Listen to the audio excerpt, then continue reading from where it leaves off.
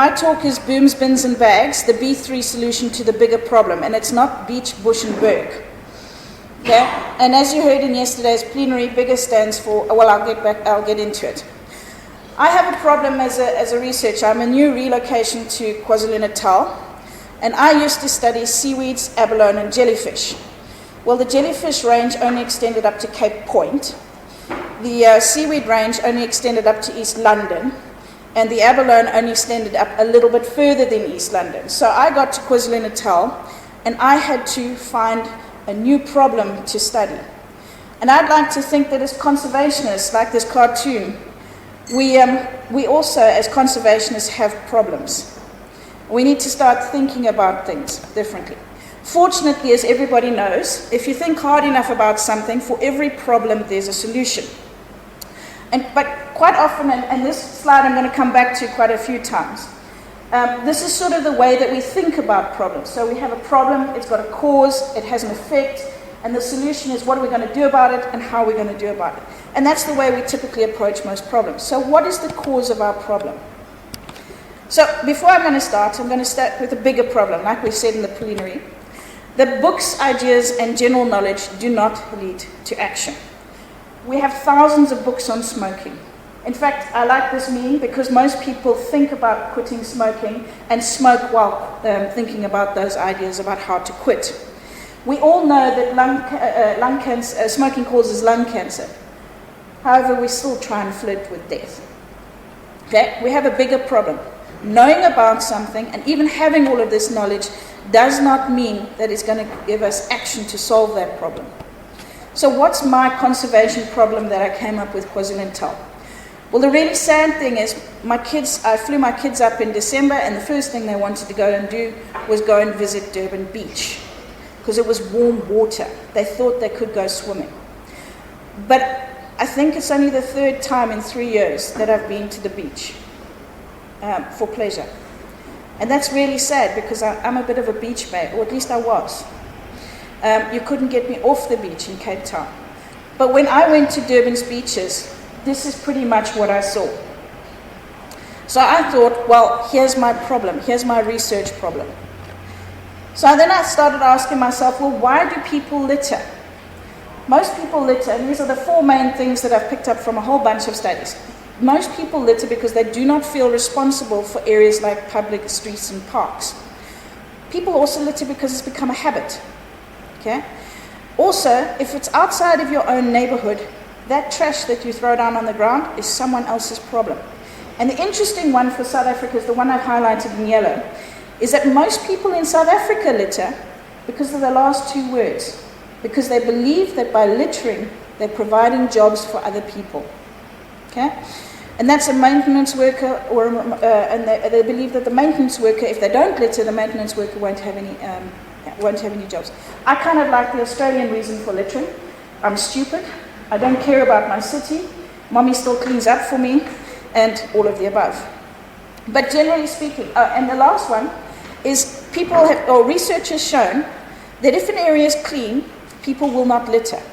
So now you need to ask me, well, what's clean? What's clean? 2 pieces of litter. More than 2 pieces of litter in a 10-meter radius from where you're standing will prompt you to litter. Okay. So, does anybody know what this is? Nobody knows what that is. This is an image by Chris Jordan. He's a very famous artist, and he says that human beings cannot comprehend large numbers. So he does artwork which tries to depict those large numbers. So if I do this, does anybody know what that is now? Pardon? Plastic bottles. In fact, it is 2 million plastic beverage bottles, which is the number that is thrown away in the USA every 5 minutes. Every 5 minutes. Okay? We cannot comprehend that. 80% of that does not end up on landfills. It ends up in our oceans. Okay? Now let's look at the effect of that problem. Those bottles go down the drain into the ocean. And this is not any particular drain. or any particular storm outfall. This is Greenpoint. Okay? That's how bay where I used to live. In fact, I used to be part of the NSRI in Hout Bay, and we were prevented from doing training exercises in the Bay of Hout Bay because the E. coli counts were too high, so crew members trying to train to save lives were getting too sick to save those lives. Okay. This is Durban, bringing it a little bit back, and this is what the beach looked like when I took my kids to Durban Beach for the first time. That's why I haven't been back to the beach in Durban, and I'm a marine biologist, and that should be telling you something. Let's put it in context. 3 metric tons of plastic is entering the ocean every 15 seconds. 3 tons every 15 seconds. And yet in our lab, we like to call it the iceberg principle. Everybody knows about plastic pollution. That's the bit that the Titanic saw. The bit that harmed the Titanic was the 85% of the iceberg that is still under the water, the bit we don't see. Everybody's seen this, or you must have seen this. And let's take fishing line, for example. Fishing line takes 600 years to disappear once it's in the ocean. Well, what does 600 years mean? So suddenly it's there, and then the next day it's gone? How does it get gone? Well, it gets gone by two main forces, UV radiation and wave action.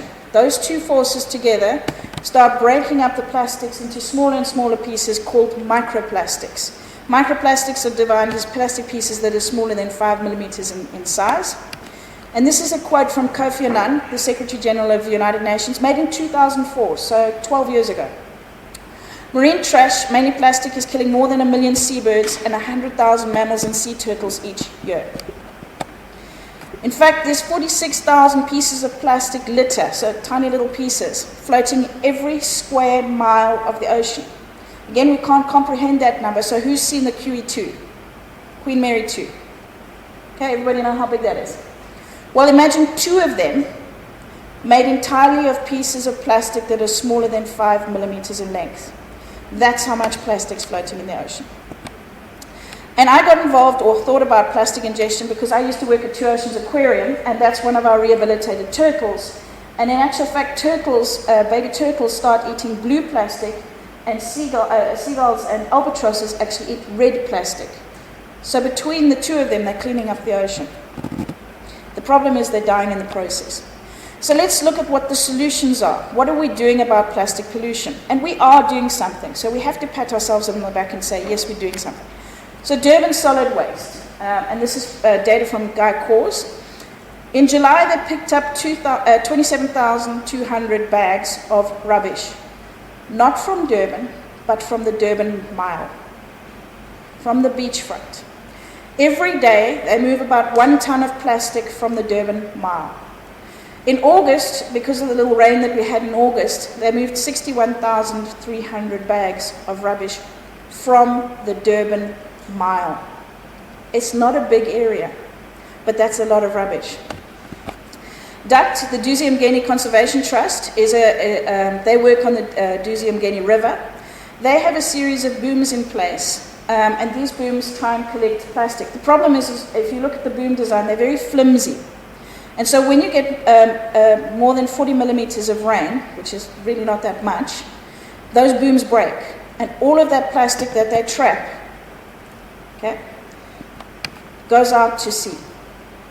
So they collect about 300 of those bags every 100 man-hours in a month with no rainfall. After a rainfall episode of about 30 millimeters, they can collect 1,300 bags from one boom. 1,300 bags from one boom. It takes 9 person days with each of those people working 5 hours per day. It takes them 4 days to collect the debris collected at one boom. They collect about 2 tons of PET from each boom that they have, and it takes about 180 hours to fill 1,300 bags. This is what we like to think our beach should look like. Okay? This is what it really looks like, especially after rainfall. So what, and I got, as part of Mace Lab, we're working on microplastic pollution. I keep on getting asked, so what are you doing about it? And my answer is, well, I'm researching the problem. Isn't that enough? I spend 9 hours of my day at work working on microplastic. What more do you want me to do? The problem was that everybody kept on saying, well, what are you doing about the problem? So I was lucky. I had a second-year student called Roxy, and she's a diving instructor. She owns her own scuba school, so she's a really incredible student. She's third-year varsity now with her own business. And she took some students diving on Vetch's Pier, and she came up out of the water and she was crying. Her students were all high-fiving themselves because they'd completed their dive course. But she said she couldn't believe how much plastic pollution was on Vetch's Pier, and she wondered, on Vetch's Reef, and she wondered what she could do about it. So she came to us and she said, I want to do something, but I don't know what it is. So Mace Lab and Roxy's Scuba School started organizing beach cleanups, one every 3 months. And the really interesting thing is we start our beach cleanups at 7 o'clock in the morning, usually at low tide, after Durban solid waste has gone through the beach. So after they've collected 1 ton of plastic. We still then have all of our volunteers that come and help us picking up 2.1 kilograms of rubbish. And that rubbish is not big rubbish. It's things like straws, earbuds. Can people please tell me, what do people use earbuds on Durban's beaches for? Because I still haven't figured it out. Earbuds is our number one plastic item. Bottle tops. Now bottle tops should give you hope, because we're not finding the big bottles. It means people are taking the big bottles and throwing them away, but they're forgetting about the bottle tops. And then the really scary thing is the polystyrene noodles, which are the products to make plastic. We then started working with Durban Underwater Club. They have a holiday club for 7 to 14-year-olds. And we've done 3 presentations at the holiday club. Now what's really scary is that for every child who's been with us, each child picks up 1.1 kilograms of rubbish in 30 minutes. Okay, that's on a clean beach. And we need to talk about a serious problem. And this is some quotes from the newspaper. The battle against Blue Lagoon litter continues. And they call it a battle, it's a war. And the really important one is where the NB says, support for the initiative has dwindled. These are cleanup operations that are done by volunteers. And we know why that happens. It's because of compassion fatigue or compassion stress. So we need to start thinking about problems and solutions in different ways. We cannot continue to clean up the beaches the way we have been cleaning up. We need to flip the problem. And I like what Sam Peterson said on Monday. She said, use the pinch points in the system. So let's think about the problem in a different way. And so we started with Duzi-uMngeni Conservation Trust and Paddle for the Planet. We actually started a project called Booms, Bins and Bags. Paddle for the Planet raised 60,000 rand, which they gave to Duzi-uMngeni Conservation Trust, and we said to Duzi-uMngeni Conservation Trust, what happens if we design a bin for the rivers to stop the pollution before it reaches the ocean? And this is what it looks like. Fairly simple design. This is it at work. We've only put it on at one river, and that's the Umhlanga River, which is a tributary of the Umngeni. But what's really interesting to me is the boom is actually collecting oil. Can everybody see that? It's actually stopping oil. And that's 10 minutes after we installed the boom. That's how much litter we've already collected. 10 minutes. So, booms, bins and bags could be the B3 solution to the bigger problem. If we can stop the pollution that's coming down our rivers and prevent it from exiting our rivers into the ocean, then we can stop the plastic pollution on our beaches. And so I believe that booms, bins and bags is the B3 solution to the bigger problem.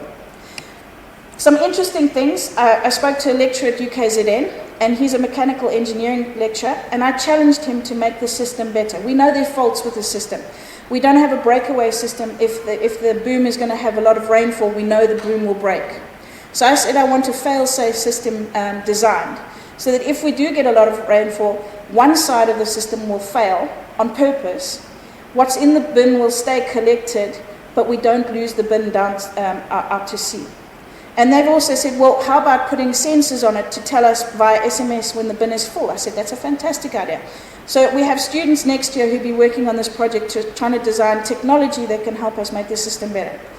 We'd like to start thinking about that plastic that we collect as precious. What happens once we've got that plastic? Can we not use it to make other products?